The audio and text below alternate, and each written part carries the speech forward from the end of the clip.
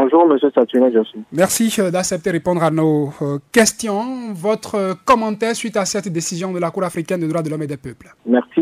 Mon commentaire, il est tout simple. Comme je le disais à certains de vos collègues ce matin, j'accueille cette décision avec beaucoup de sérénité et pour dire que ce n'est qu'une partie remise parce que la décision de la Cour n'est que provisoire. Elle a renvoyé l'examen de ces questions-là à une décision au fond relativement à la requête 021/2019 qui avait été déposée bien avant la requête introduite par M. Boni Yayi, et l'instruction de cette requête 021 prend beaucoup plus de temps. Et les demandes formulées par M. Boni Yayi dans sa requête 023 sont quasiment les mêmes que celles formulées dans la requête 021. Et donc, pour ne pas préjudicer sur le fond, la Cour ne peut pas ordonner à titre de mesures provisoires des mesures qui sont prises en compte dans une procédure ordinaire au fond. Donc, pour ne pas faire, qu'on appelle ça, pour ne pas qu'il y ait retitre, pour qu'il n'y ait pas, pour ne pas que la demande ou la décision préjudicie à la procédure 021, la Cour a estimé qu'elle ne pouvait pas ordonner les mesures sollicitées.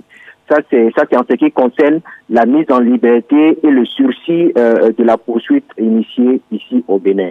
Mais par rapport à l'encerclement ou à la séquestration, la Cour a constaté sur les déclarations de l'État béninois que l'encerclement ou la séquestration, sinon le blocus, avait déjà été levé par l'État lui-même de sa propre initiative, et que prononcer ou ordonner la levée du blocus serait superfétatoire ou bien n'aurait pas de sens. Donc, à constater que cette demande était devenue sans objet, puisque le président Boni Yayi avait pu être évacué pour se faire soigner en France.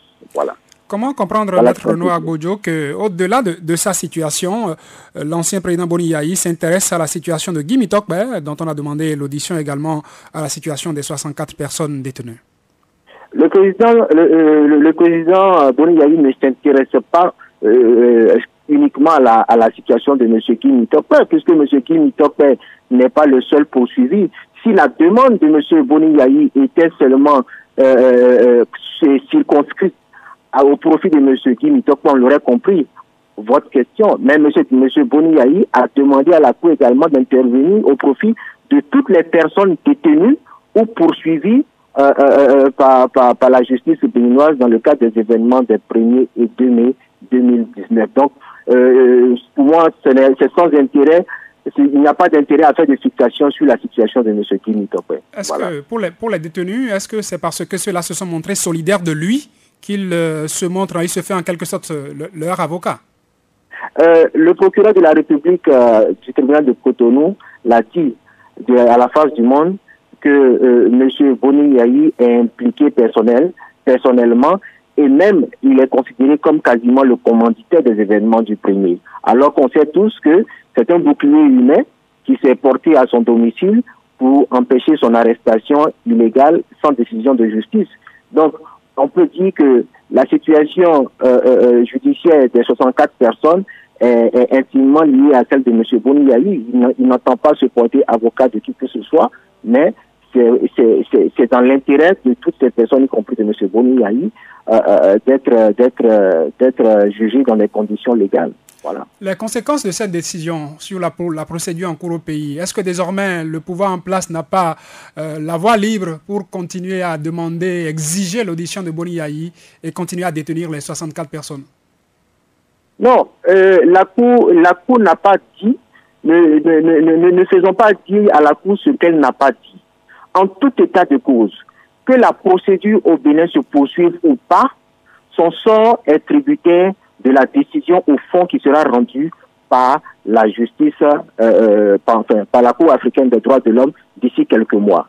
La procédure au fond sur les conditions d'arrestation, sur les conditions de détention et sur même la légalité internationale de la loi de l'infraction d'attroupement aura forcément un impact sur la situation carcérale ou la procédure à l'interne au Bénin.